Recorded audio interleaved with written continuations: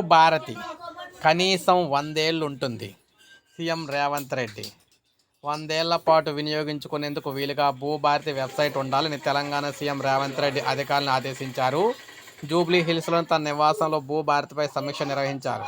ఈ సందర్భంగా ఆయన మాట్లాడుతూ సామాన్య రైతులకు సైతం అర్థమయ్యేలా భూభారతి వెబ్సైట్ ఉండాలన్నారు. అత్యాధునికంగా రూపొందించాలని కోరారు. భద్రతాపరమైన సమస్యలు రాకుండా పకడ్బందీగా ఫైర్ వాల్ ఉండాలని అన్నారు. భూభారతి నిర్వహణ బాధ్యతను విశ్వసనీయ సంస్థకు అప్పగిస్తే బాగుంటుందని తెలిపారు. భూభారతి పోర్టల్ను సోమవారం జాతికి అంకితం చేయనున్నారన్నమాట. ఈ సమావేశంలో సీఎం సలహాదారు నరేందర్ రెడ్డి, నల్గొండ మిగిలిన నాయకులందరూ కూడా పాల్గొనబోతున్నారు. జూన్ 2 నాటికి భూభారతి అమలైతే అవుతుందని చెప్తున్నారు. ముందుగా 3 మండలాల్లో పైలట్ ప్రాజెక్టుగా భూభారతి చేస్తారు.